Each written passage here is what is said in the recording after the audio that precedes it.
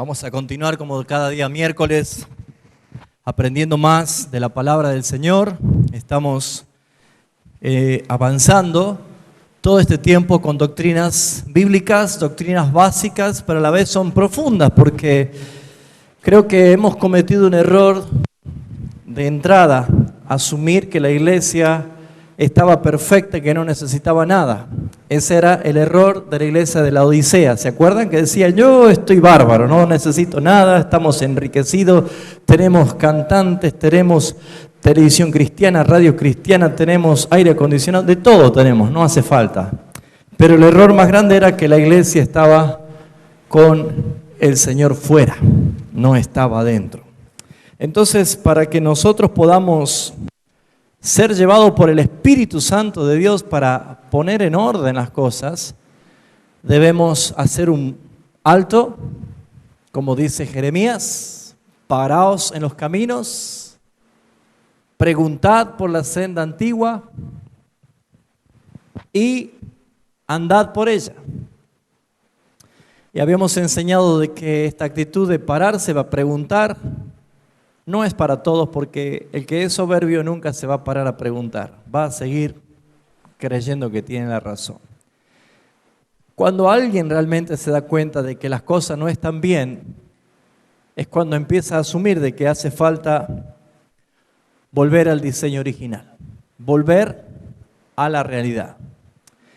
Y como la iglesia de Jesucristo no tiene el sentido de tener una identidad como una iglesia de qué hay de nuevo, o qué revelación nueva hay, o cuál es el nuevo movimiento que tenemos que tener, como si fuese que la iglesia tiene que poner carteleras, hoy show de tal cosa, mañana tal otra.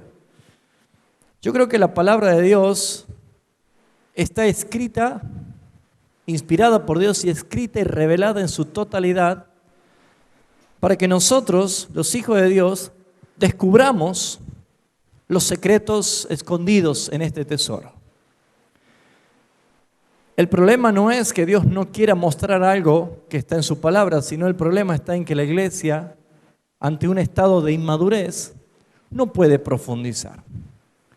Entonces, vamos a arrancar otra vez, hermanos, el año recordando cosas importantes, afianzando nuevamente. Yo nunca me voy a cansar de escuchar la palabra de Dios y de escudriñar la palabra de Dios. Y probablemente usted vuelva a escuchar todos estos últimos días o estos días venideros, nuevamente cosas que ya aprendimos el año pasado, o quizás el anterior.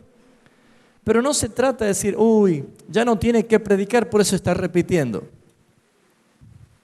Vuelvo a decir, no es esto una cartelera para ver cuál es la última revelación de moda. Creo en la palabra de Dios y desde que fue escrita por inspiración de Dios, por lo menos yo sigo descubriendo cosas preciosas que tiene ella. Y Jesús enseñaba por repetición. ¿Cuántas veces usted leyó que decía, otra vez Jesús les habló estas mismas cosas diciendo? Yo sé que repetía permanentemente.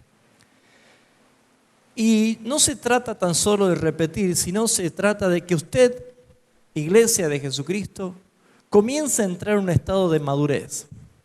Y que es menester, urgente, de que usted se sacuda un poquito la apatía o el adormecimiento de estas fiestas paganas comerciales que han pasado. Veo que tan rápido se saca el arbolito y el pesebre y ya se ponen todas las bombuchas y las cosas de carnaval. Es toda una mezcla, ¿no? Así que hemos aprendido ya hace años de que nosotros no participamos de fiestas paganas. Debemos entender nosotros que tenemos un solo motivo: crecer juntos para la gloria de Dios. Y ese creo que va a ser el motivo, o creo que va a ser la frase que vamos a repetir todo el año, que me gustaría que usted se la grabe, que me gustaría que usted la haga real, que me gustaría incluso si pudiese ponerla aquí como frase, como un lema para el año este que vamos a entrar: creciendo juntos para la gloria de Dios. Creo que estamos en un tiempo de empezar a dar fruto.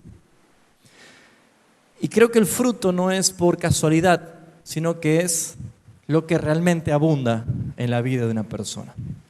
Entonces, para poder entrar en este tiempo, a nivelar, para que podamos crecer juntos, para que podamos emparejarnos incluso en el conocimiento y en la aplicación, me gustaría resaltar algunos conceptos muy importantes que todos como hijos de Dios necesitamos tenerlo.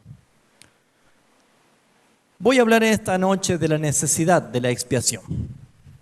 ¿Qué es la expiación? ¿Por qué fue necesaria la expiación?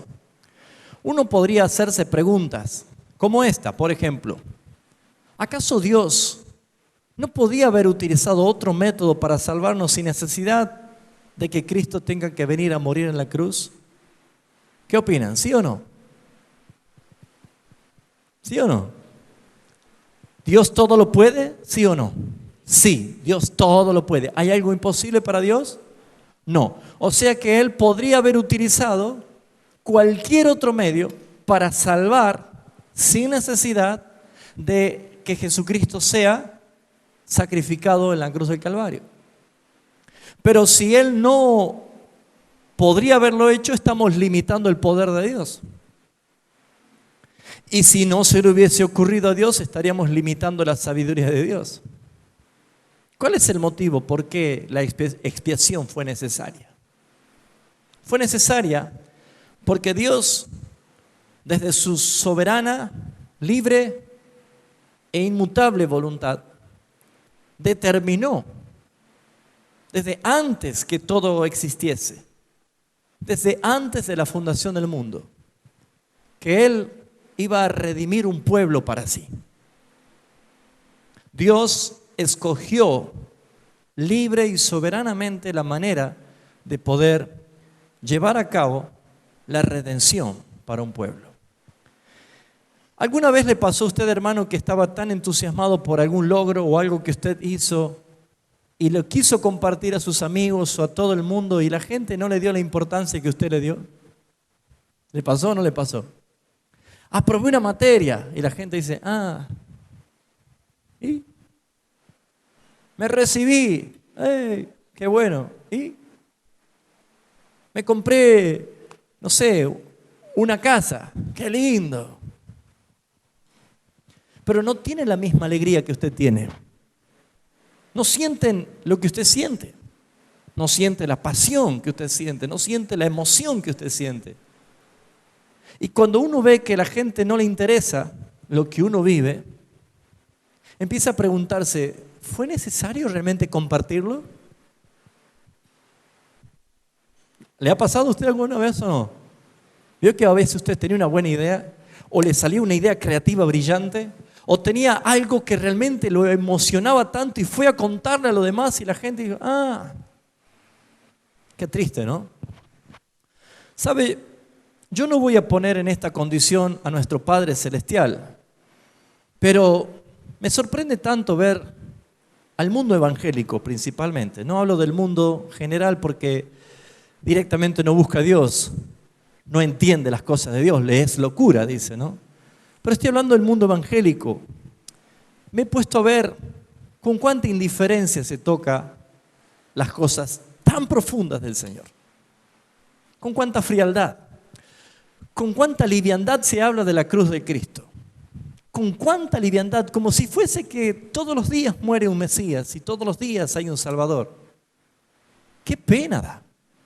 ¡Qué terrible es esto!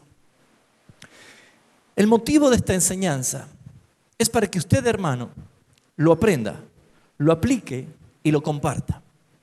Porque si hay algo que Dios siempre expresó en la Escritura, reveló en la Escritura, lo que Él quiere que nosotros conozcamos, por eso está escrito. Y si podemos entender que la expiación, que es nada más y nada menos la muerte sacrificial de Cristo como vicario, como sustituto de aquellos a quien el Padre determinó que iba a salvar. Voy a tocar temas que son profundos. Voy a tocar temas que probablemente a algunos todavía les molesta escuchar. Voy a tocar palabras que seguramente a algunos le va a incomodar, porque la Biblia, la Escritura, no ha sido creada para satisfacer al hombre, sino para satisfacer a Dios. La palabra de Dios es la que glorifica a Dios. Este es el único libro que condena al hombre y el único libro que trae salvación para el hombre. No existe otro libro en el mundo que tenga esa característica. Y por eso deberíamos nosotros empezar a prestar atención acerca de por qué fue necesaria la expiación. ¿Por qué fue tan necesario de que Cristo, el Hijo, viniese a este mundo a tomar lugar por nosotros, en nuestro lugar, sustituyendo nuestra culpa y morir en la cruz del Calvario? Lo primero que tenemos que entender es que la Escritura dice que Dios es amor. Diga conmigo, Dios es amor. Pero no se quede tan solo en que Dios es amor. Ese es uno de los tantos atributos. También es justo, también es fuego consumidor, también manifiesta ira. Y voy a romper algunas burbujas grandes que por ahí todavía algunos tienen pensando de que Dios ha hecho una obra de redención para todo el universo. La Escritura no dice eso. Vamos a empezar a profundizar. Y le pido que usted escudriñe con la palabra. Tómese el tiempo para analizar. Pero yo encuentro que la Escritura revela un Dios primeramente soberano. ¿Sabe lo que es ser soberano? Que no está bajo gobierno de nadie. Él toma las decisiones libres, justas y sin ningún tipo de presión de nadie. Dios es soberano. ¿Por qué causa entonces es que toda la generación de gente creyente de la iglesia moderna ha caído en una total falta de respeto a las Escrituras? ¿Por qué es que hoy en día pareciera ser que el Dios soberano y todopoderoso está simplemente relegado a ser el médico de turno para sanar o el prestamista de turno para proveernos dinero cuando necesitamos? ¿Por qué es que la gente ha minimizado la grandeza de Dios infinito? Debemos entender que el hombre nace culpable y condenado a causa de sus delitos y pecados. Piense por un momento. Ese fue el estado de todos nosotros. Y si aquí todavía hay personas que no han sido regeneradas por el Espíritu Santo, hay un gravísimo problema en su vida. Usted tiene de enemigo a Dios, porque Dios no tiene relación con el pecado. ¿Por qué? Porque el carácter de Dios es santo. Es justo, no hay tinieblas en él. Por lo tanto, debemos entender que la obra de la expiación fue una expresión de amor. Por eso es que todo el mundo se embandera con un versículo tan precioso, pero tan muy mal interpretado. Juan capítulo 3, versículo 16, ¿qué dice? Porque de tal manera amó Dios al mundo que ha enviado a su Hijo unigénito para que todo aquel que en Él cree, ahí está, todo aquel que en Él cree no se pierda, mas tenga vida eterna. La pregunta es, ¿quiénes son los que pueden creer? ¿Todo el mundo puede creer? No. El principal pecado del hombre, ¿cuál es? La incredulidad. Y Jesús dijo claramente en Juan capítulo 10, vosotros no creéis en mí porque no sois mis ovejas. No dijo ustedes no son mis ovejas porque no creen en mí, sino no creen en mí porque no son mis ovejas. Entonces hablar de la naturaleza de la expiación y la necesidad de la expiación es principalmente entender que la razón de la expiación fluye a través o por el amor de Dios. Vamos a ver rapidísimo Romanos capítulo 5, versículo 8, para ver que verdaderamente la cruz del Calvario fue la máxima expresión o demostración de amor de nuestro Padre Celestial para aquellos por quien Él murió. Romanos capítulo 5, versículo 8 dice la Escritura así: mas Dios muestra, ¿qué cosa? Dígalo fuerte, ¿qué es lo que muestra? Su amor. ¿Qué quiso mostrar Dios a través de la expiación? Su amor. Mas Dios muestra su amor para con todo el mundo, así dice. Para con nosotros. ¿Por qué específicamente dice esto? Ya lo vamos a explicar. Para con nosotros, en que siendo aún pecadores, Cristo murió por nosotros. Y debemos empezar a entender que la realidad de la muerte expiatoria de Cristo en la cruz del Calvario fue para demostrar principalmente su gran amor. Pero la Escritura profundiza tantas cosas acerca de lo que sucedió en la cruz del Calvario. Por algo había dos malhechores al lado de Jesús. Uno fue condenado y el otro fue salvado. Jesús le dijo a aquel que se acordó y le dijo: acuérdate, de mí cuando entres en tu reino. Y Jesús le dijo: hoy estarás conmigo en el paraíso. Y tú también. Así le dijo, porque yo estoy muriendo por todos. La cruz, que muchos la tienen colgada en crucifijo y ni siquiera saben de qué se trata. El mensaje de la cruz, que es tan impopular en este último tiempo, el mensaje de la cruz que es tan poco frecuente en los púlpitos de hoy en día, es el que encierra la máxima expresión de amor de Dios por causa de su divina voluntad. ¿Qué quiere decir esto? Vamos a prestar atención a esta realidad. Efesios capítulo 1, por favor. Efesios capítulo 1, versículo 4 y 5, dice así la Escritura: según nos escogió en Él, está hablando en Cristo, ¿cuándo, hermanos? Antes de la fundación del mundo. ¿Cuándo dice que Él te escogió a ti? ¿Por qué lo habrá hecho antes y no mientras estabas aquí en el mundo como un pecador? Para que ningún mérito sea tuyo, sino solamente del que escoge.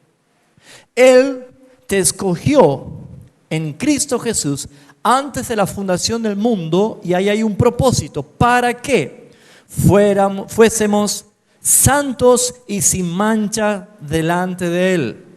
Y del versículo 5 vuelve a hacer la expresión: en amor.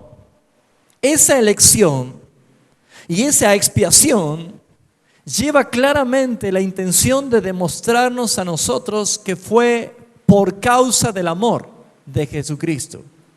En amor, habiéndonos predestinados para ser adoptados hijos suyos por medio de Jesucristo, según el puro afecto de su voluntad. Nadie lo obligó, fue libre en tomar esta decisión. Es el amor lo que manifestó la expiación. ¿Qué significa entonces el concepto del amor soberano de Dios? ¿A qué hace referencia que la iglesia no debe perder en cuenta de que el amor es una expresión de la soberanía de Dios? Usted, amado hermano, que está escuchando esta enseñanza, por favor, no minimice esto. No lo tome como si fuera, ya lo sabía. O no lo haga simplemente como una prédica. Quiero, por favor, que medite en cada palabra que la Escritura nos dice.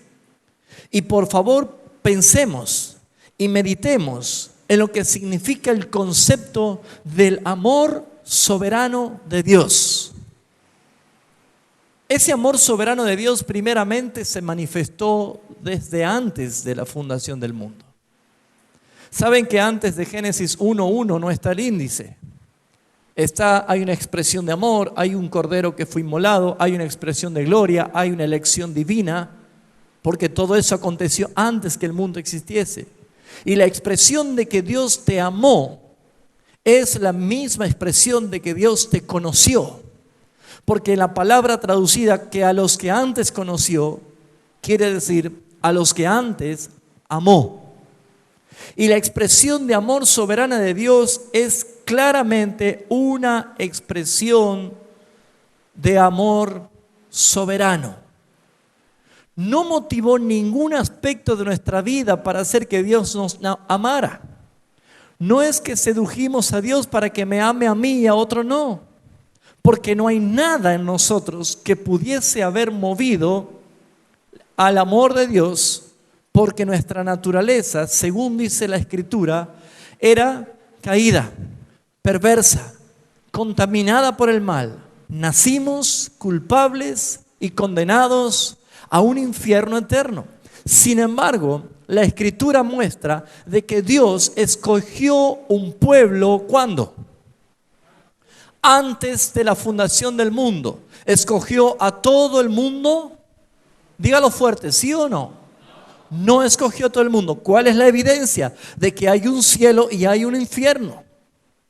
Y ya hay millones que están muriendo desde el momento en que Adán pecó. Y es claro entender de que no todos están en la presencia de Dios. Jesús dio testimonio diciendo de que hay muchos que ya están en tormento. Por esa razón debemos nosotros entender de que el amor de Dios es una expresión soberana. ¿Y qué significa soberana? Que es libre, porque Dios escogió antes a un pueblo para redimirlo, para santificarlo, para glorificarlo y para hacerlo heredero y coheredero juntamente con Cristo. Era necesario que a esos elegidos por el Padre, Cristo viniese a santificarlos, viniese a purificarlos. ¿Lo está entendiendo? ¿Usted se entusiasma un poco al saber que usted fue escogido por Dios? ¿Qué significa que el concepto del amor es soberano? Vamos a ver Romanos capítulo 9, el más claro de los ejemplos. Romanos capítulo 9, el versículo 13. Fíjese lo que dice la Escritura, como está escrito. Es un decreto eterno de Dios. A Jacob amé, mas a Esaú, ¿qué dice? ¿Qué significa aborrecer? Cuesta decirlo, ¿no? ¿Qué significa aborrecer? Conozco ese silencio. A ver, ¿qué significa? Odiar, dígalo conmigo, odiar. Claro, es que usted no puede tener el concepto de que Dios puede odiar. Suena más fácil decir, y bueno, aborrece, pero es que como no entiendo casi qué significa aborrecer, yo prefiero decir aborrece que odiar. Aborrecer, odiar, rechazar, no tolerar, no soportar.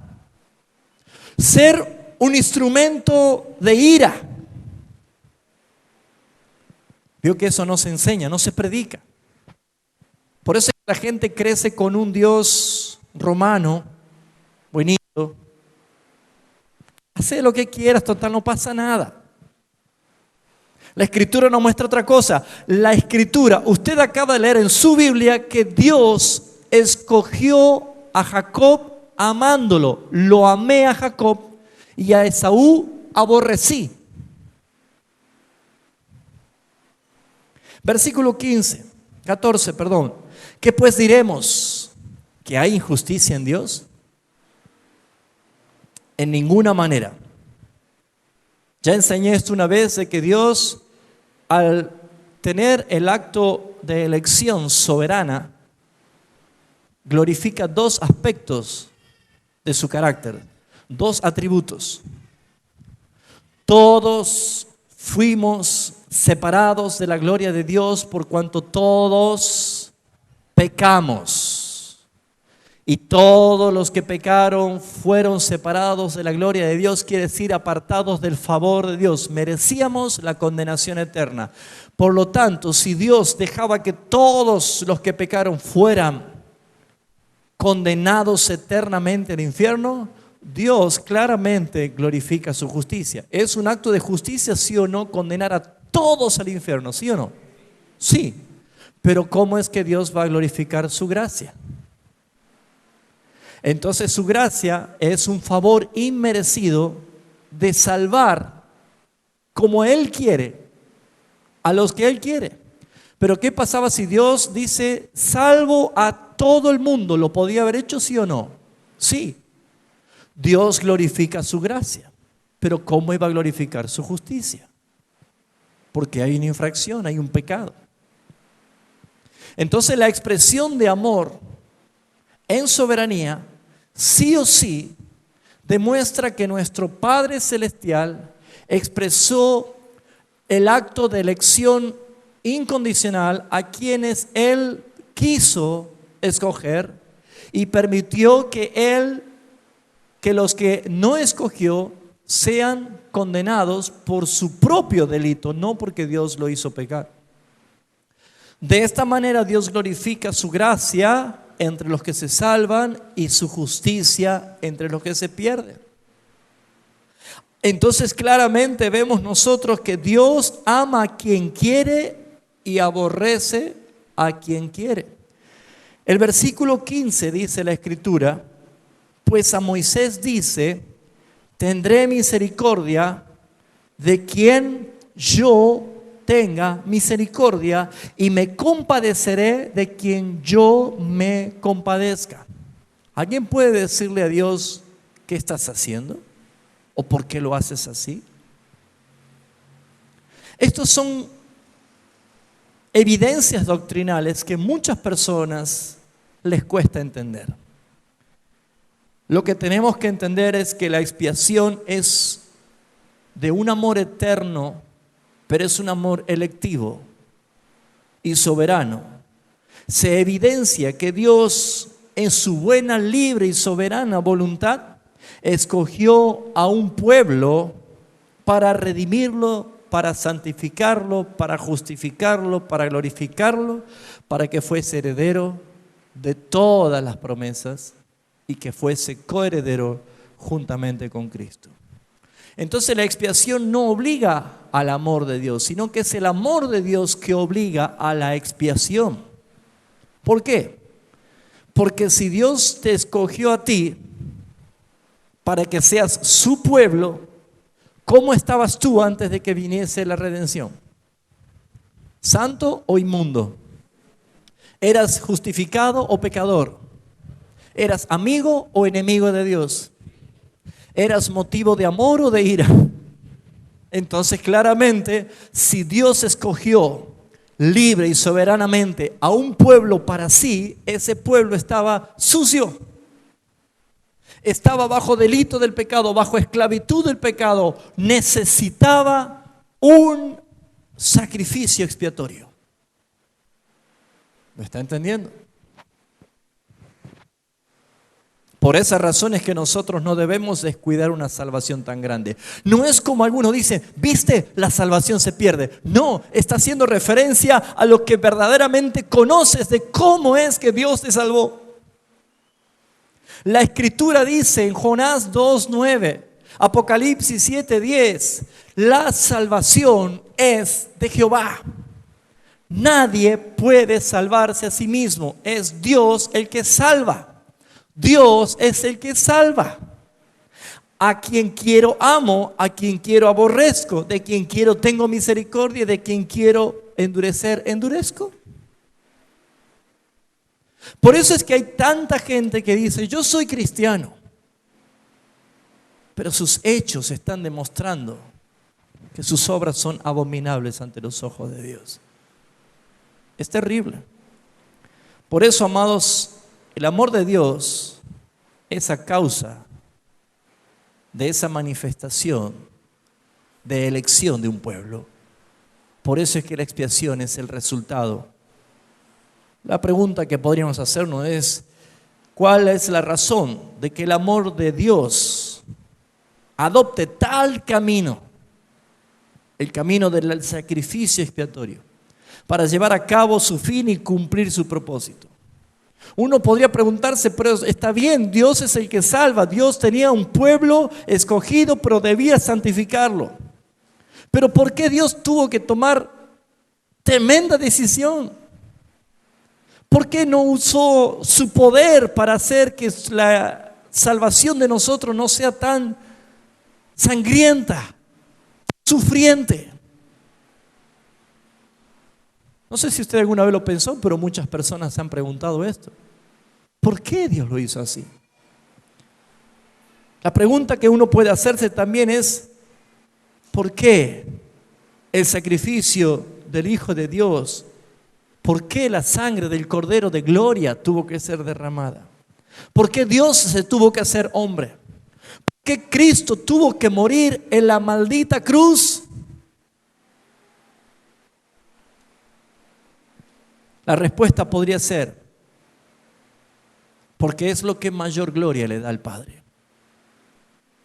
Y todo lo hizo Él por su gloria. Por eso la quinta de las 5 solas de la fe es soli Deo gloria. Solo de Dios es la gloria. Dios es apasionado por su gloria, hermanos. Él lo hace todo para su gloria. Y no comparte su gloria con nadie. Y el hombre hecho a imagen y a semejanza de Dios busca gloria donde no lo hay. Y por no tener la gloria de Dios, le roba la gloria a Dios sin darse cuenta de que la gracia de Dios es la que ha dado todos los talentos, todas las habilidades, toda la destreza, los dones, todo lo que usted dice, qué bárbaro lo que soy, qué bárbaro lo que hice, qué bárbaro lo que logré. El Señor dice, no te equivoques, toda dádiva y todo don perfecto proviene de lo alto, del Padre de las luces, porque el hombre es inservible. Hay una inhabilidad total del hombre. Hay una depravación total en la naturaleza del hombre. No hay nada que el hombre pueda hacer para que Dios diga qué bueno. Porque no hay quien haga lo bueno. Por eso es que nosotros debemos reconocer que cada logro, cada mérito, cada triunfo, cada resultado excelente, debemos levantar nuestro dedo arriba y decir, para Dios es la gloria. No a nosotros, sino a tu nombre da gloria, Señor. Es la expresión que tenemos. Pero como estos mensajes doctrinales están ausentes en la mente del cristiano, no hay iglesias en estos tiempos que profundicen. Están sumergidos solamente en el humanismo. ¿En qué es lo que yo puedo hacer? Este es tu tiempo, sueña, que Dios te concede tus sueños. Dios no anda concediendo sueños de nadie, hermanos. ¿Escuchó alguna vez esto? Sueña, que Dios te concede tus sueños. Y si tienes fe, pacta con esta palabra. Nada de eso es bíblico. Romanos 8, Pablo dice, conforme a su propósito, no a los propósitos de ustedes. Conforme a su propósito. Por eso es que nosotros somos bendecidos y llevados de gloria en gloria, de triunfo en triunfo, cuando reconocemos que todo es por Él y para Él. Amén. Esta es la cuestión, es la necesidad de la expiación. Dios escogió en su gracia y sabiduría divina y soberana el camino del sacrificio vicario de Cristo, el sacrificio sustituto, el que representó, el que tomó nuestro lugar delante del Padre. Porque esta es la manera en que se obtienen mayores beneficios para nosotros y que da mayor gloria al Padre. Por eso me gustaría por un momento ver cuáles han sido los beneficios que nosotros hemos recibido a causa de la muerte expiatoria de Jesucristo.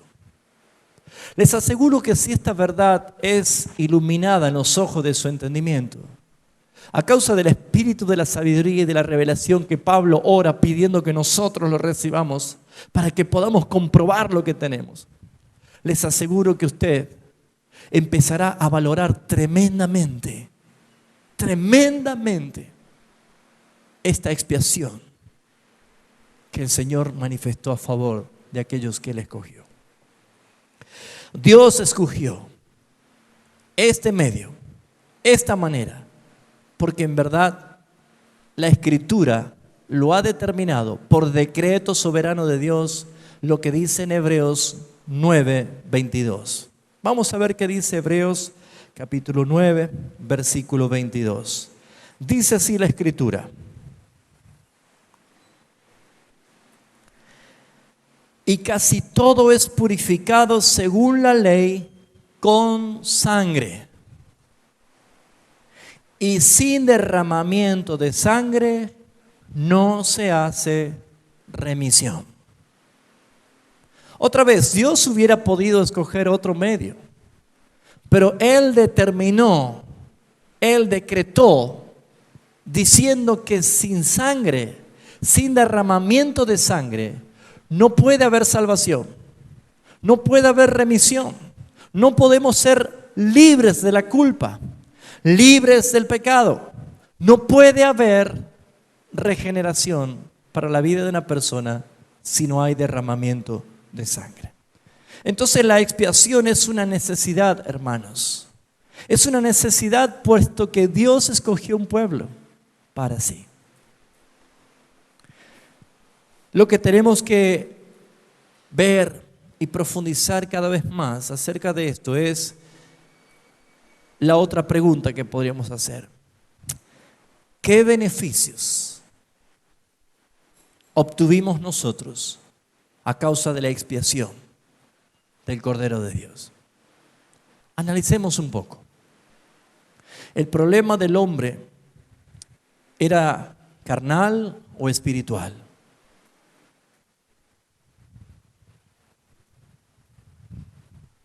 ¿No sabe o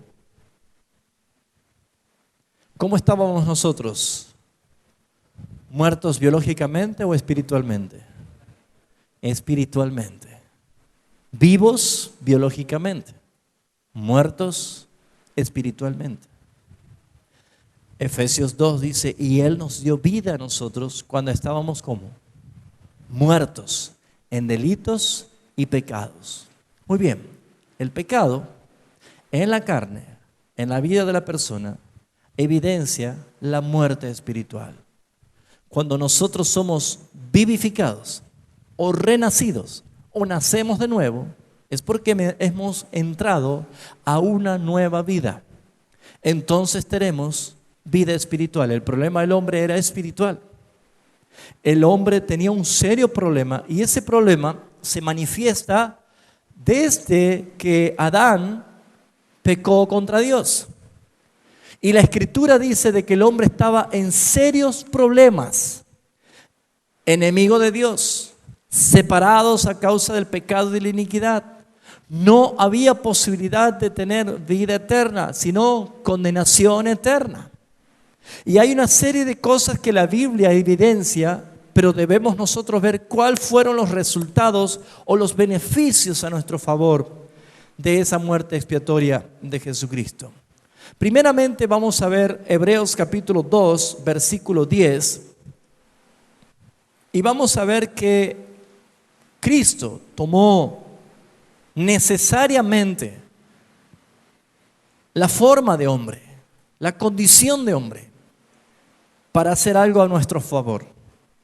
Hebreos capítulo 2, versículo 10 dice, porque convenía a aquel por cuya causa son todas las cosas y por quien todas las cosas subsisten, está hablando de Cristo, que habiendo de llevar a muchos hijos a la gloria, ¿cuántos dicen amén? ¿Usted se encuentra dentro de ese grupo? Habiendo de llevar a muchos hijos, aleluya, a la gloria, perfeccionándose por aflicciones al autor de la salvación de ellos. ¿Qué quiere decir? Principalmente, sin la obra expiatoria de Cristo no garantiza nuestra salvación. Pero como Cristo tomó nuestro lugar y el autor de la salvación padeció en forma vicaria, en forma sustituta, tomó nuestro lugar, garantizó para nosotros la entrada a la gloria por medio de Jesucristo. Amén. El versículo 17 del mismo capítulo 2 dice lo siguiente: por lo cual debía ser en todo semejante a sus hermanos, para venir a ser misericordioso y fiel sumo sacerdote en lo que a Dios se refiere, para expiar los pecados de todo el mundo, de su pueblo, del pueblo. Otra vez vemos aquí de que la Escritura ya trata a nosotros como sus hermanos, como su pueblo. Y era necesario, debía ser semejante a sus hermanos, para venir a ser misericordioso y fiel, sumo sacerdote en lo que a Dios se refiere, mediador entre Dios y nosotros, para expiar los pecados, para quitar, para borrar los pecados de su pueblo. Esto para nosotros es una bandera grande del amor de Dios expresado a nuestro favor. Un beneficio glorioso, extraordinario. Un beneficio que probablemente recién podamos entender cuando seamos perfectos en su gloria. Pero mientras tanto, demos gracias al Señor por esa vida eterna. El otro punto como beneficio es la eterna condenación de los perdidos. Ha quedado totalmente anulada, ha sido totalmente remediada por aquel que ofreció su vida en sacrificio en la cruz del Calvario. Ustedes saben, amados hermanos, de que nosotros no teníamos esperanza, y mucho más siendo gentiles. Pablo en Efesios dice que nosotros los gentiles no teníamos Dios, sin ley, sin esperanza, sin Mesías, ni promesas. No había oportunidad. Pero sin embargo la Escritura muestra que su amor y su soberanía determinó que fuese hecho en la cruz del Calvario el cumplimiento que nosotros aguardábamos, anhelábamos, y llegó. Amados, debemos interpretar que el pueblo de Israel como nación es un pueblo evidentemente identificado ante las naciones, que es el pueblo de Dios. Pero el pueblo a quien Dios determinó salvar lo expresa el misterio que estaba oculto por siglos y por generaciones, que es la iglesia. Y la iglesia, según Pablo en Efesios, dice que Cristo derribó la pared intermedia que había y entre judíos y gentiles hizo un solo pueblo para sí. Y a veces tenemos una cierta confusión, y es verdad, puede suceder por tras de distintas interpretaciones escatológicas y especialmente la dispensacional. Pero lo que tenemos que entender es que el pueblo escogido de Dios es su iglesia. La iglesia que está constituida por judíos y gentiles escogidos antes de la fundación del mundo para su gloria. Y esa realidad es totalmente evidente cuando Jesucristo dijo: yo volveré y os tomaré a mí mismo para que donde yo estoy, ustedes también estén. Cristo viene por su iglesia. Amén.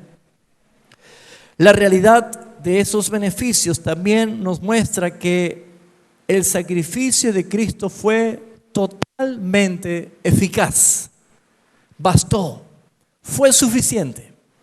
Hebreos capítulo 1, versículo 3 dice lo siguiente: el cual, siendo el resplandor de su gloria, a la imagen misma de su sustancia, a quien sustenta todas las cosas con la palabra de su poder, habiendo efectuado la purificación de nuestros pecados por medio de sí mismo, se sentó a la diestra de la majestad en las alturas.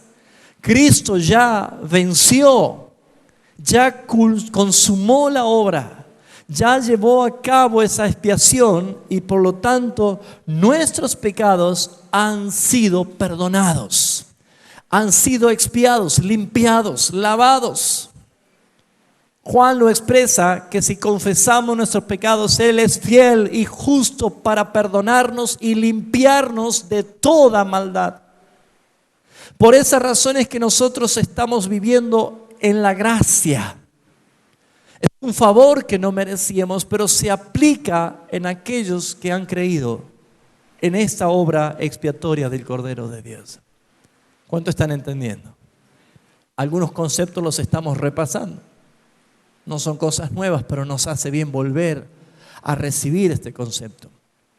Me pregunto yo, si esta es la tarea eficaz, si realmente la tarea de la cruz de Cristo fue eficaz, ¿es posible de que si Cristo murió por todo el mundo, hayan personas que se vayan al infierno? Hay gente que se está yendo al infierno. ¿Y acaso no fue eficaz la muerte de Cristo? Uno podría decir, bueno, pero es que no han creído. La Biblia dice que el hombre no tiene capacidad natural para creer. La fe es un don de Dios, no es de vosotros. La fe es la que usted recibe para creer en la obra expiatoria de Cristo. El hombre natural no puede discernir las cosas que son del Espíritu porque para él le es locura, dice la Escritura. Entonces, ¿cuál es la razón? ¿Y cuál es la manera en que nosotros debemos poner nuestra vida al servicio del Señor con santidad, con integridad, reconociendo que la muerte de Cristo fue eficaz? Por eso, amado hermano, debemos andar como Él anduvo. Debemos ser santos porque Él es santo. No debemos tener nosotros la excusa de decir, bueno, es que mi carne, tu carne, la Escritura dice que tiene que estar crucificada juntamente con Cristo y decir, ya no vivo yo. Eso significa niégate a ti mismo, vive conforme a la voluntad del Padre. Pero el punto es que si mi ego dice, no Señor, porque tengo una vida por delante para vivir, estás evidenciando de que no fuiste regenerado, que tu vida no pertenece a aquel sacrificio expiatorio de Cristo. El que ha muerto una sola vez y para siempre, para librar de pecados a muchos, dice la Escritura. ¿Cuánto creen que la sangre de Cristo fue eficaz aplicada a tu vida? Amén. Por eso es que no hay sanidad interior, ¿no? La única sanidad que puede haber en un cristiano convertido es la exterior, cuando usted se lastima, ¿no? La interior. Hemos aprendido esto, ¿no? Hemos corregido esto. ¿Por qué? Porque de modo que si alguno está en Cristo, ¿qué es nuevo? 0 kilómetros, no tiene uso.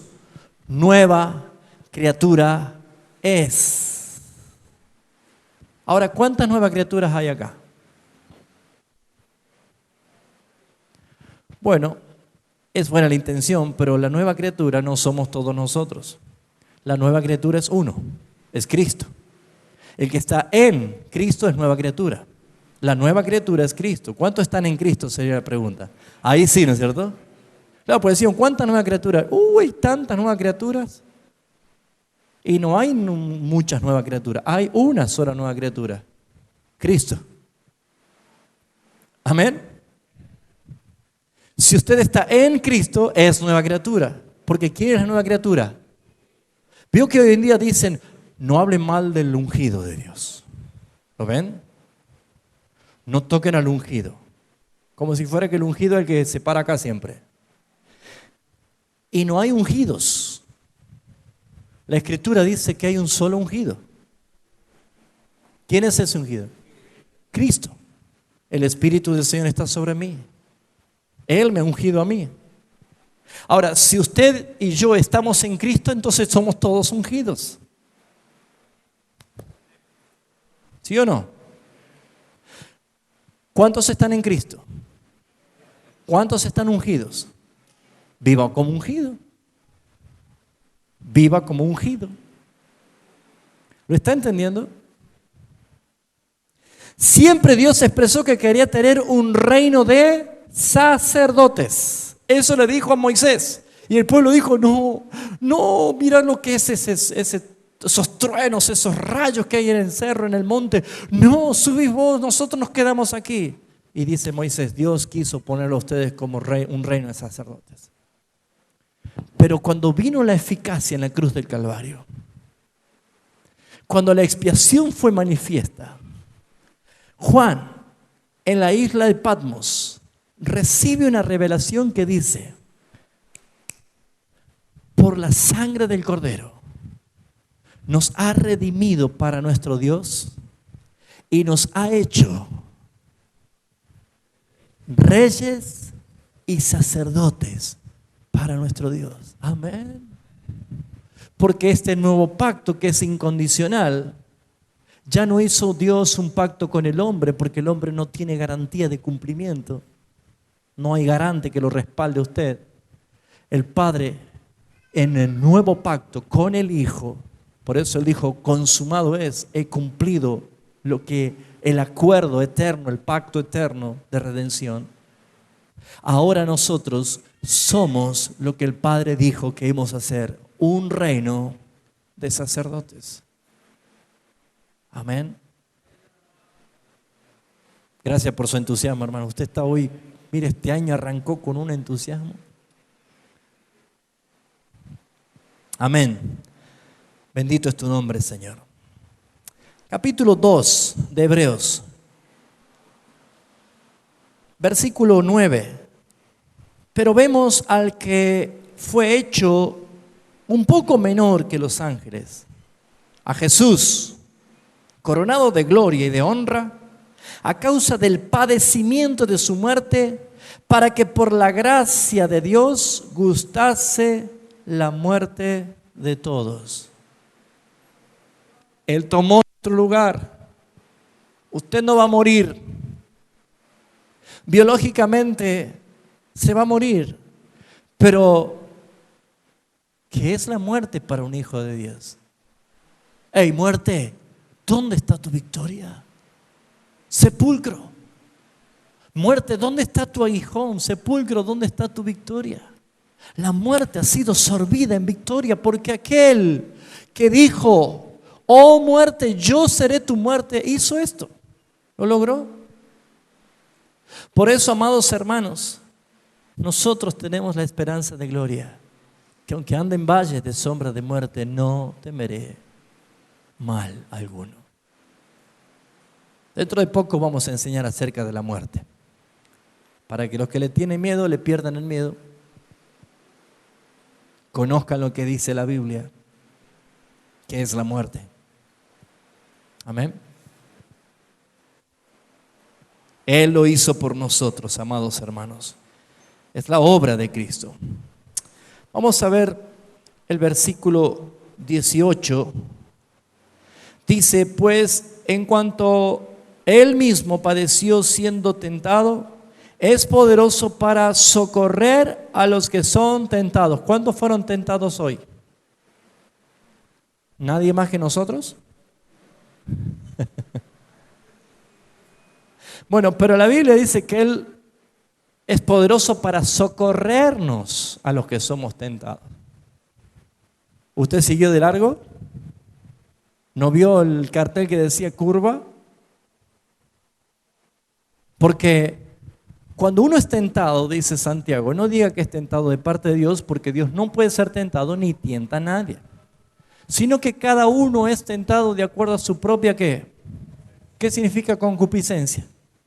Su propio deseo, su propio apetito. Usted sabe muy bien a qué su carne tiene deseo permanente. Usted sabe perfectamente. Si usted no tiene debilidad con el juego, no le va a pasar nada con el juego. Le van a decir, telequino vacante. Y usted dice, porque no es su tentación.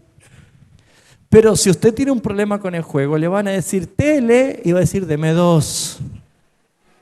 ¿Sabe por qué? Porque su concupiscencia, su naturaleza ha sido atraído y seducido. Usted sabe que el pecado que siempre cae no es porque fue algo que ni siquiera sabe por qué ocurrió, sino porque la naturaleza de la carne sabe qué es lo que quiere y va a persistir y va a perseguir hasta que usted satisfaga esos apetitos carnales. Pero Dios dice, andad en el Espíritu y no le den lugar a los deseos de su carne. Eso lo dice la palabra.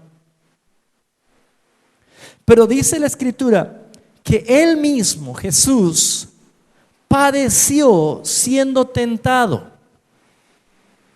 Pero Él no tenía concupiscencia en la carne, porque era sin pecado. Pero sin embargo la Escritura dice que fue tentado en todo, pero no pecó. Y si Él pudo sobrellevar esta tentación en victoria, es poderoso para socorrernos a los que son tentados. No nos dice que no nos va a permitir ser tentado, sino es que nos puede socorrer. ¿Está entendiendo? ¿Se acuerda usted de esa ilustración de un hombre que quedó atrapado en medio de una inundación? Estaba arriba del techo y decía, por favor, Dios, sálvame. Y llega un helicóptero, entonces le dice, venga que viene la inundación. Y dijo, no, Dios me va a salvar. Y no se fue. Al rato vino un bote, una lancha, y le dijo, venga que viene la inundación. No, Dios me va a salvar. Y así negaba todas las ayudas hasta que vino una inundación y se murió. Y él le dice, Dios, ¿por qué no me salvaste? Y él le dice, yo te socorrí, te mandé un helicóptero, te mandé una lancha, te mandé tantas cosas, pero no quisiste. El socorro siempre está, pero está la lucha entre su naturaleza y la naturaleza divina. ¿A quién usted va a favorecer conforme a la fuerza que usted tenga? Por eso Pablo dice, por lo demás, hermanos, fortaleceos, robusteceos, engordaos en el poder de sus fuerzas. ¿Para qué? Para que puedan soportar en el día malo la tentación. Así cualquiera va a caer a cada rato y va a ser vitalicio en el confesionario del Señor. A cada rato va a ir a pedir perdón por las mismas cosas. Y saben, hermanos, yo que usted no me reiría de eso, porque sabe que eso es algo que ofende a Dios. Por eso en la oración del Padre Nuestro no dice, y perdona nuestros pecados, así como nosotros perdonamos los pecados de los demás. ¿Qué dijo Jesús? ¿Perdona qué cosa? Nuestras ofensas. Porque nosotros ofendemos al Señor. Ahí está la necesidad de entender que la validez, el beneficio de la expiación de Cristo es para que yo pueda tener victoria total sobre las tentaciones. ¿Se puede? Sí. ¿Es fácil? No. Pero la Escritura dice que todo lo puedo en Cristo que me fortalece. ¿Qué es en? Es una posición espiritual. Por eso Pablo dice, no le den lugar al diablo. No salga de su posición. El que habita al abrigo del Altísimo mora bajo la sombra, pero si se va bajo de la sombra no pida ninguna protección. El que está bajo el amparo del Padre no necesita vivir perdidamente, pero si se va como un pródigo, eso es algo que usted tomó la decisión. Y hoy hay tantas alternativas del mundo que te invitan a salir, que te invitan a disfrutar, a deleitarte. Piensa, ¿el Padre se agrada por eso? La expiación eficaz es para llevarnos a nosotros a entender que nuestro Dios, nuestro santo Dios, lo ha hecho para que tengamos victoria. Amén. También tenemos el beneficio de la justificación delante del Padre. Romanos capítulo 5, versículo 1, amados hermanos. Es un hermoso capítulo. Les animo que estudie todo el libro de Romanos. Es realmente un manantial de sabiduría que el apóstol Pablo, por revelación del Espíritu Santo, ha expresado acerca de lo que es la doctrina de la salvación. Justificado pues, dice Romanos 5:1, justificados pues por la fe, tenemos paz para con Dios por medio de nuestro Señor Jesucristo. Eso es una sentencia, es un edicto legal. El juez ha determinado que por la gracia de Jesucristo nosotros fuimos justificados. Ya no hay culpa. Y tenemos paz para con Dios. ¿Cómo estábamos antes? Separados de Dios, enemistados. Éramos enemigos por naturaleza de Dios. Y ahí está donde quiero profundizar, amados hermanos, puesto que tenemos que entender que esa justicia de Dios es una justicia que vindica el carácter justo y santo de nuestro Dios. Muestra de que Dios bajo ningún aspecto puede tener ninguna relación con el pecado. Por eso es que es necesaria la expiación para con nosotros, porque la garantía es que tenemos paz con Dios. Por eso dice la carta a los Hebreos, pueden entrar con toda confianza hasta el mismísimo trono de la gracia para dar gracia y oportuno socorro. Si no estás justificado, ni se te ocurra. Ya enseñamos hace un tiempo atrás de que no es bíblico decir que Dios ama al pecador y que odia, aborrece el pecado. Pero sin embargo hay muchos predicadores que lo siguen diciendo. Suena lindo, pero no es bíblico. Eso no es verdad. Dios no ama al pecador. Dios ama al arrepentido, hermano. ¿Sí o no? Porque si Dios en su carácter es justo, ¿cómo va a amar a aquel que es pecador? No puede. Si es santo, no puede amar al pecador. Dios ama al que se arrepiente. Salmo 37 dice, los ojos de Jehová están atentos sobre los justos, no sobre los pecadores. ¿Quiere que veamos rápido algunos versículos bíblicos? Vamos a ver, por favor, acerca de la justicia de Dios. El pecado contradice a Dios y Dios tiene que reaccionar contra el pecado. ¿Sabe por qué Dios se levanta con ira? Porque existe el pecado. Si hay pecado, Dios reacciona contra el pecado. ¿Por qué? Porque su carácter es santo y es justo y va a reaccionar contra el pecado. El pecado sí o sí tiene que encontrarse con el juicio divino de Dios. Y más vale que no esté en usted el pecado.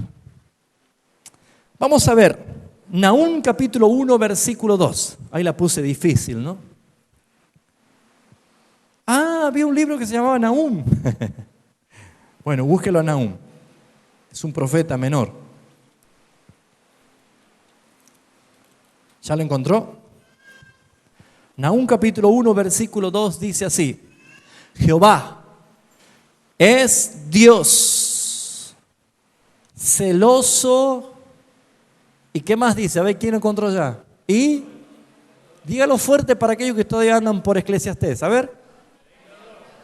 Y vengador. Vio que no se habla, no se predica diciendo Dios es vengador. Mire, si ahí viene uno, recién viene de la iglesia romana y se sienta acá y dice, ¿qué está diciendo ese hombre? Dios no es vengador. ¿Usted tiene Biblia? ¿Está leyendo igual que yo? Dios es, Jehová Dios es celoso y vengador. Jehová es vengador y lleno de, ¿qué dice?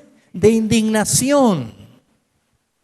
A mí me gusta mucho una frase, no me acuerdo a quién la escuché, pero creo que es Paul Washer, un predicador precioso. Dice, tengo dos noticias para darle, una buena y una mala, ¿se acuerda? La buena es que Dios está aquí con nosotros y la mala es que Dios está aquí con nosotros. Depende de qué lado está usted. Está bueno, ¿no? Porque si usted está en legalidad con Dios, mire, es un Padre amoroso, precioso, eterno. Él dice, pídeme. Pero si usted no está en legalidad con Dios, si todavía está en pecado, si aún no ha sido justificado, es un Dios vengador, lleno de indignación. ¿Sabe lo que es un Dios enojado? Un Dios enojado. Y dice la Escritura, fíjese, lleno de indignación, se venga de sus adversarios y guarda enojo para con sus enemigos. La Escritura dice que antes nosotros éramos, ¿qué cosa? Enemigos de Dios. Dice aquí la misma palabra de Dios que Dios guarda enojo para sus enemigos. ¿De qué lado quiere estar usted? ¿De la mano de izquierda o de la mano derecha del Señor? Porque a la izquierda están las ovejas, a la izquierda están las cabras, ¿no? El trigo y la cizaña. Pero es claro, la palabra lo dice. Veamos lo que dice Habacuc. Ahí nomás dé la vuelta a la hojita, le doy una mano. Habacuc, el libro que sigue, capítulo 1, versículo 13. ¿Cómo dice que es nuestro Dios? Muy limpio de ojos. Eres muy limpio de ojos para ver el mal. ¿Se da cuenta de que Dios no pone su mirada sobre los pecadores, sobre los malos? Porque es muy limpio de ojos para ver el mal. Allí lo tiene. Ni puedes ver el agravio. ¿Algún versículo certifica que esto es así? Vamos a Isaías 59, 2. Fíjese lo que dice allí. Isaías 59, cuando habla de la iniquidad. El versículo 2 dice así, Isaías 59, pero vuestras iniquidades han hecho división entre vosotros y vuestro Dios, y vuestros pecados han hecho ocultar de vosotros su rostro para no oír. Dios no ve ni oye al pecador por causa del pecado, por causa de la iniquidad. ¿Sabe por qué, amados hermanos? Porque el carácter de Dios es santo, es puro, es justo. ¿Están entendiendo por qué fue necesaria la expiación? Porque sin la remisión de los pecados, sin la muerte de Cristo vicaria, sin el sacrificio, sin el derramamiento de sangre, no tendríamos paz con Dios. Por eso dice Pablo, ustedes estaban sin Dios. ¿Por qué? Porque no los escucha, no los ve, no los tiene en cuenta, porque es muy limpio de ojo. Y no sé a quién, ¿cómo es que nosotros fuimos salvos? Por un acto de amor, de elección eterna, soberana de Dios. Como Él te había escogido. La Escritura dice en Isaías,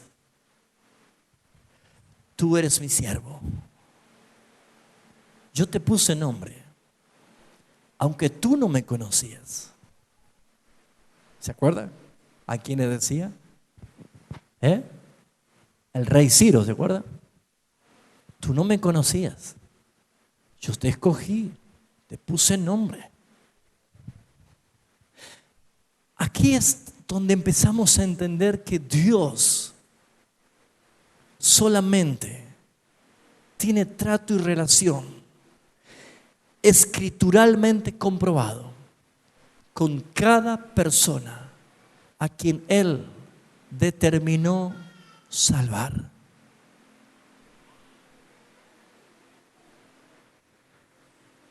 No, hermano, no hay manera de que yo pueda tener intimidad con Dios. No me sale orar, no puedo leer la Biblia, hago un esfuerzo, pongo música de adoración, me trato de concentrar. No es de vosotros, es don de Dios.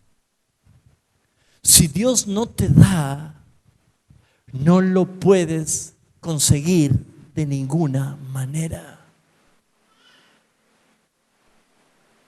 Y si lo tienes y lo tienes menguado, rendirás cuenta de por qué enterraste lo que Dios te dio y no lo produciste.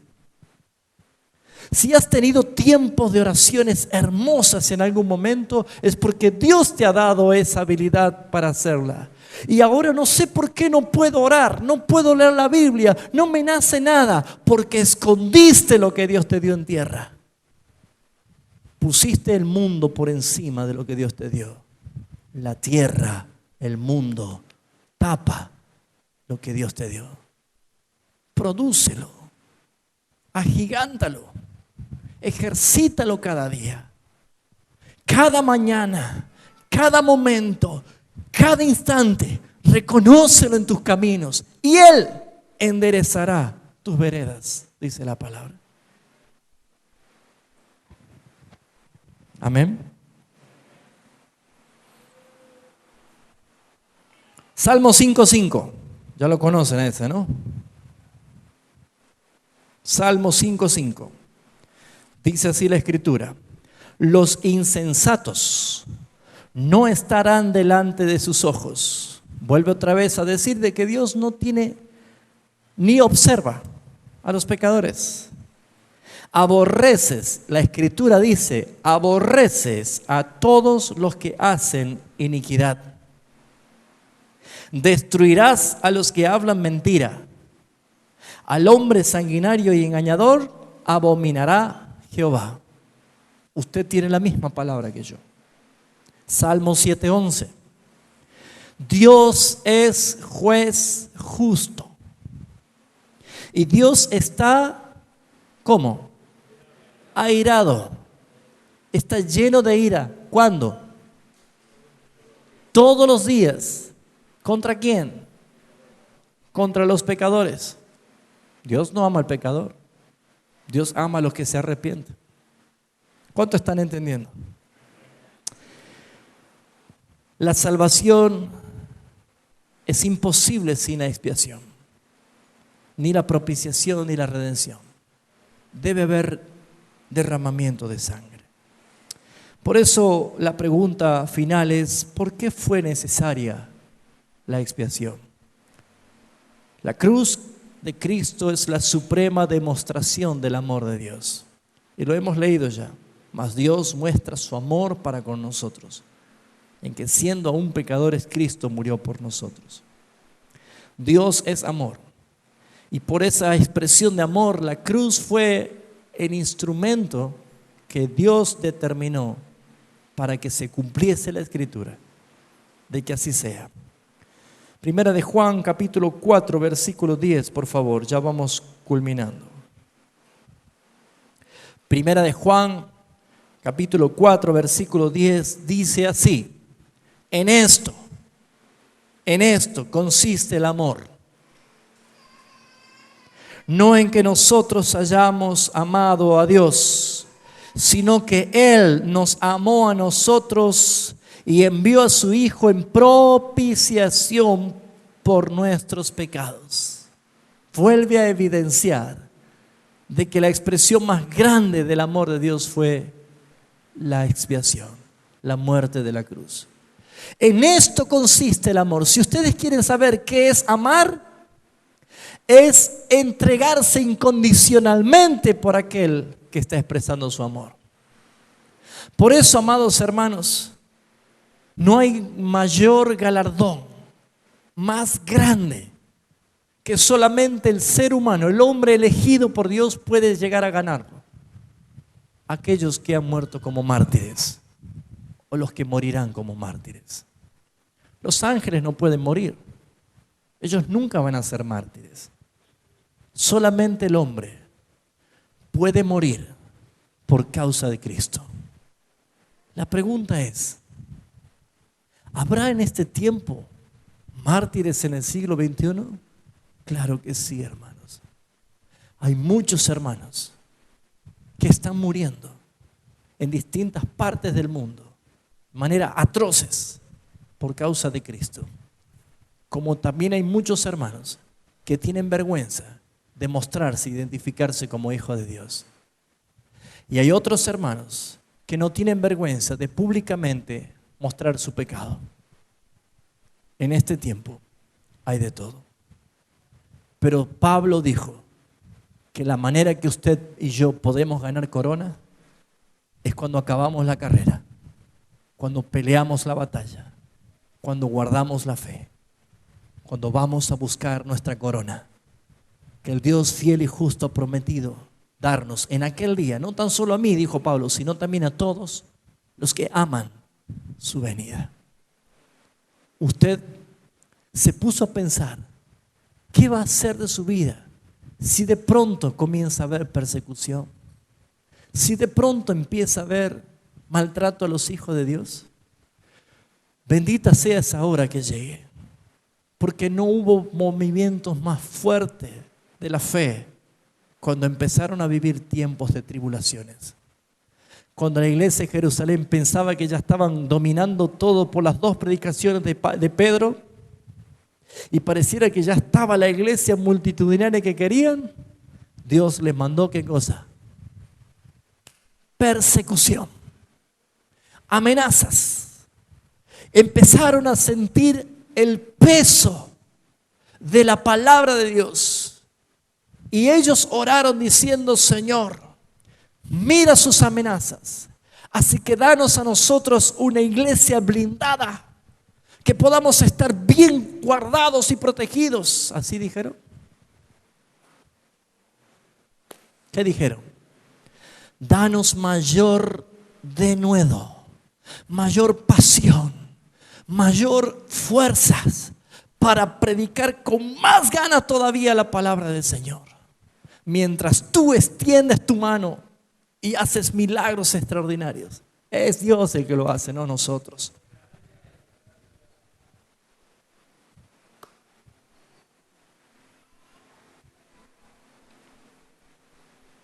Jesús dijo: yo no necesito abogado.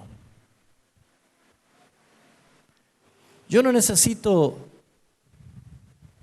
alguien que testifique de mí. Mi Padre da testimonio de mí, dijo. ¿Sí o no? Me lo dijo. Pero sin embargo, cuando Él resucitó, reunió a sus discípulos y le dijo: ustedes van a ser mis testigos.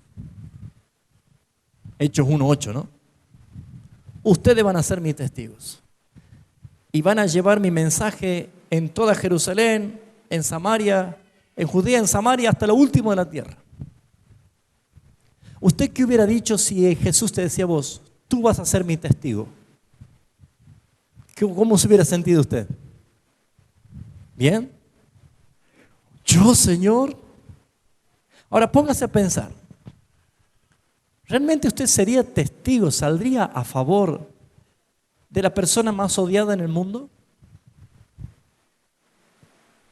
¿Fue Cristo la persona más odiada en el mundo, sí o no? Al mundo vino y el mundo no le quiso. No le recibió, dice. ¿Usted saldría a decir a la gente lo que Cristo dijo que es verdad? ¿Él es el Hijo de Dios? Saben que muchos dicen: sí, Señor, iremos, pero no lo hacen. ¿Por qué? Porque apenas ven que se levantan la contra. Muchos dicen: no, ¿cómo puedo ir a hablar de Él?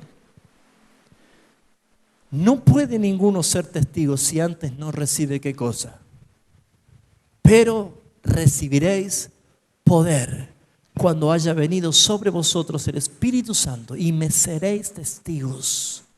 Van a salir sin importar que a ustedes también los maten por causa de la palabra. Van a salir con todo orgullo a decir: Cristo es mi Señor. Pero eso no se ve hoy. ¿Qué estás testificando? Testificar es salir a favor de alguien. ¿Alguna vez fue citado para ser testigo de alguien usted? No testigo de casamiento, ¿no? De cosas conflictivas. Veo que cuando hay un accidente, alguien dice: ¿usted ha visto algo? Ah, no, yo no vi nada. No. ¿Usted quiere venir a ser testigo? No, yo no. Porque nadie quiere quedar involucrado en nada, ¿no es cierto? Es como si hoy se predica y se dice: ¿usted quiere ser testigo de Cristo?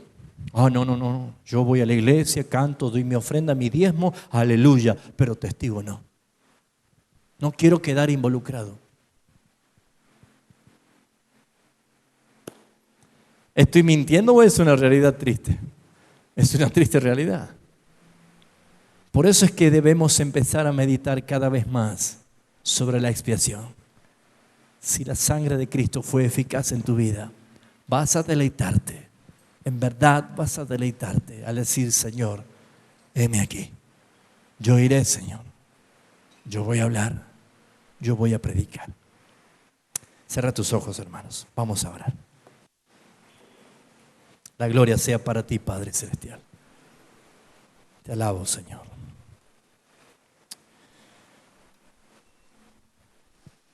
Si es el Señor el que te trajo convicción a tu vida, a tu corazón, de lo que significó la expiación de Cristo, si lo has entendido, cierra tus ojos y dale gracias al Señor. Para muchos, vuelvo a decir, la cruz es simplemente un adorno en una cadenita colgada del cuello.